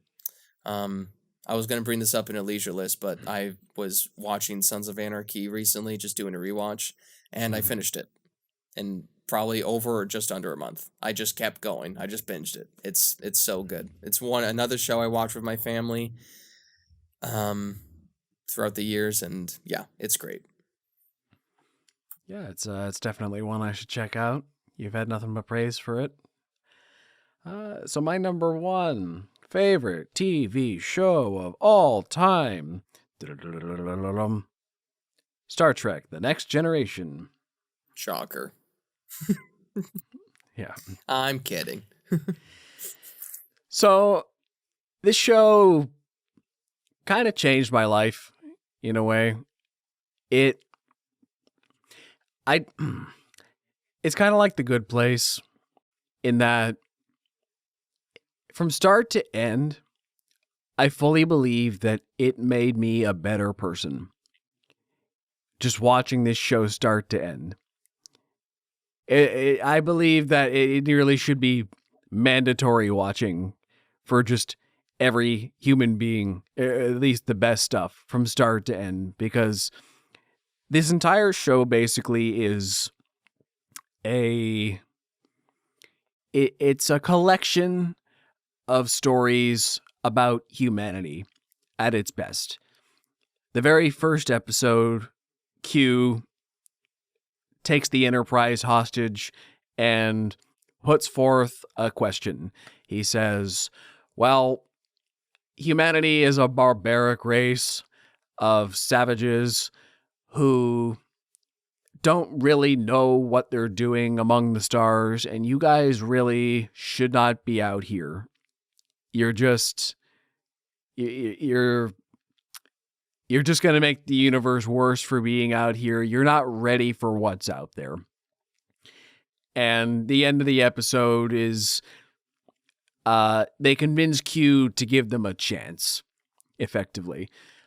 And then this is kind of forgotten for a lot of the show, but the very last episode brings it back full circle.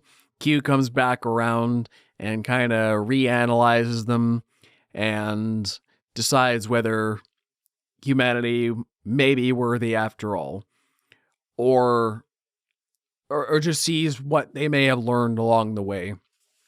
And that's basically what all of Next Generation is. It's a series of very hard-hitting moral questions about when faced with this kind of hard problem, what is the best way to handle it? And there's opposition from all sides, and sometimes they even make very good points politically. Hard decisions have to be made. But it's all about what is the best possible thing to do. Like, what really is humanity is the big question. And I think that's explored most thoroughly through the character of Commander Data, who is an android who lacks the ability to feel emotion, but is fascinated by the idea of humanity and is basically Pinocchio. His one wish is to become as human as possible.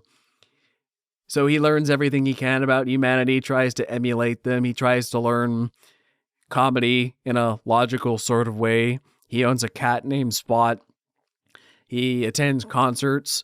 This show is a celebration of just all the best things human about our literature, about our ability to create music, about our ability to spread good throughout the universe, form utopic societies, about love and kinship and found family and community, and how the best among us can make a society that frees people from all kinds of oppression and hardship, where everyone has an equal slate to be the best version of themselves they possibly can be, and everybody else around you tries to prop you up.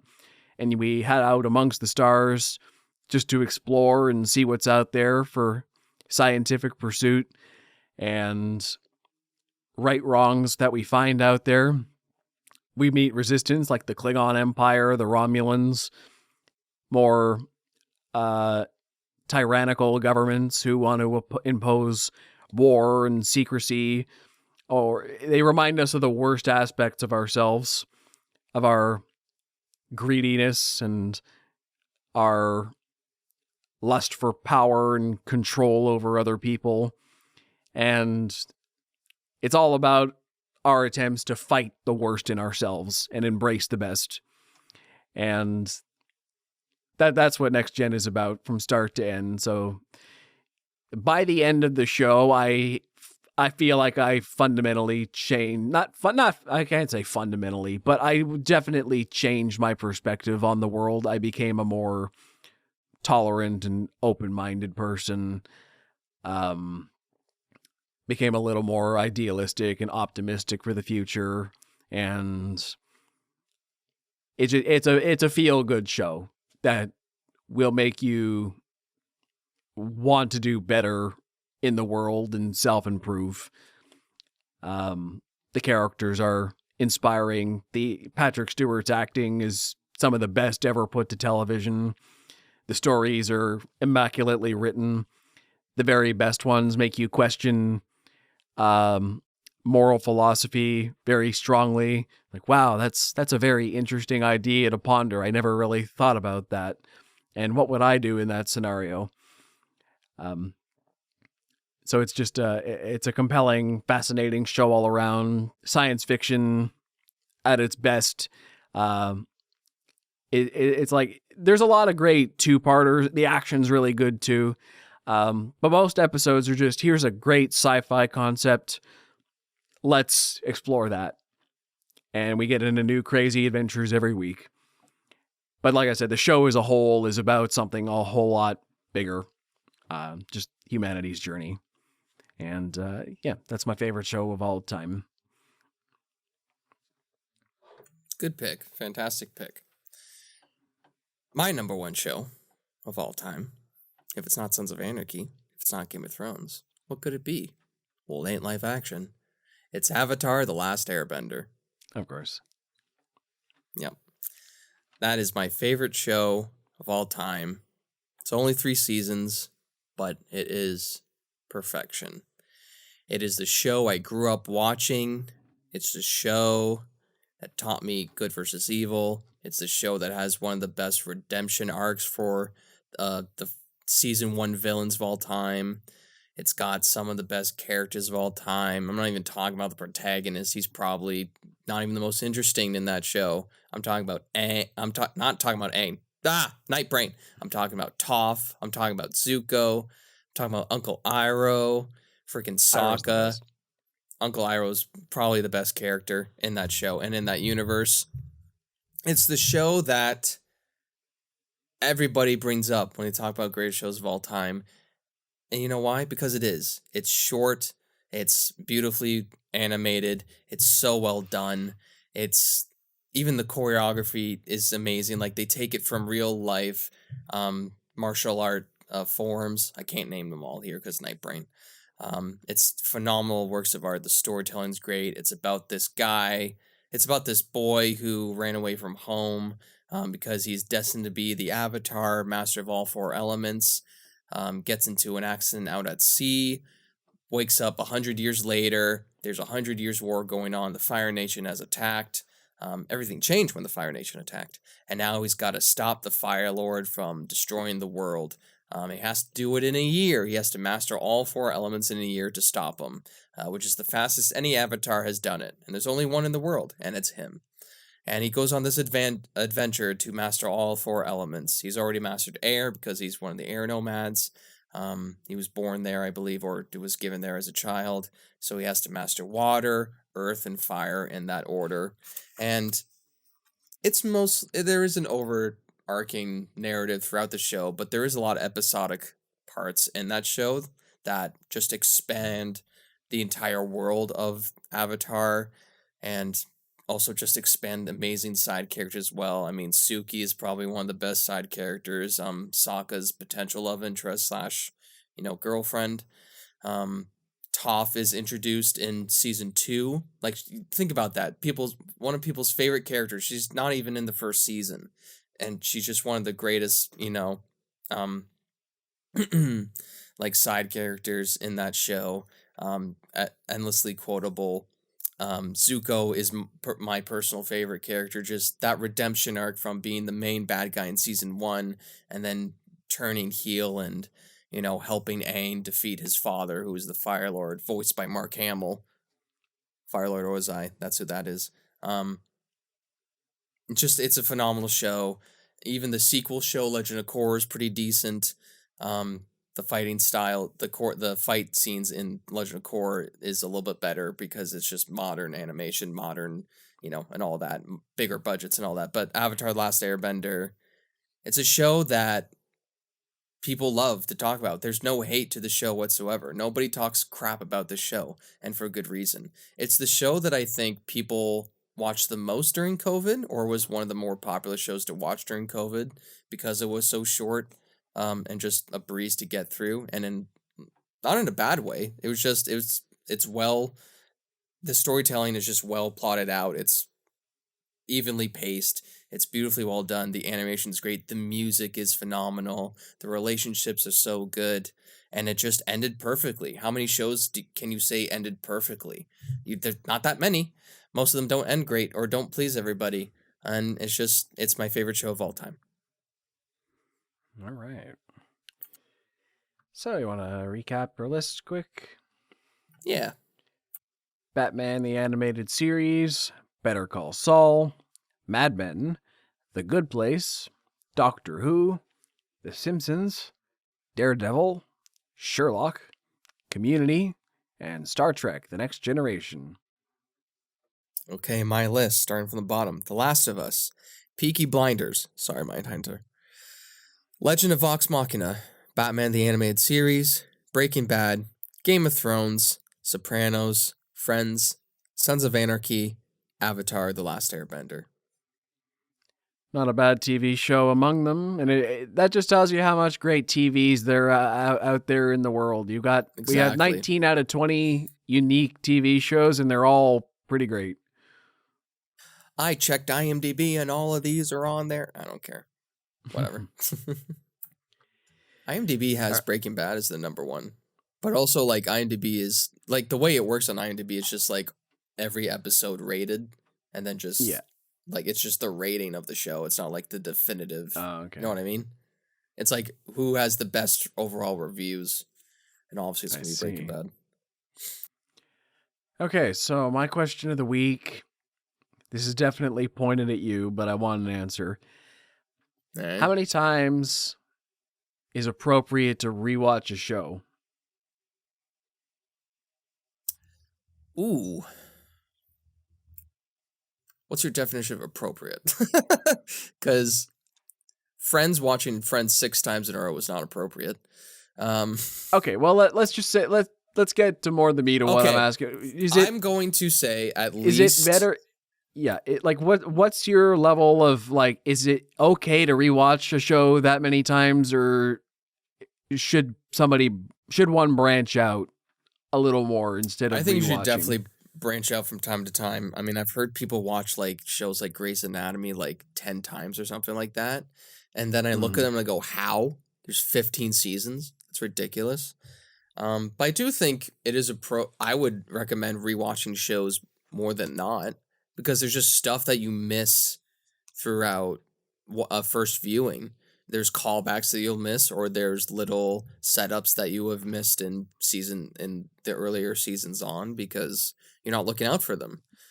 Especially with shows like Game of Thrones or Breaking Bad, there's like little things you need to pay attention to, like little setups here and there, or even like Sopranos as well.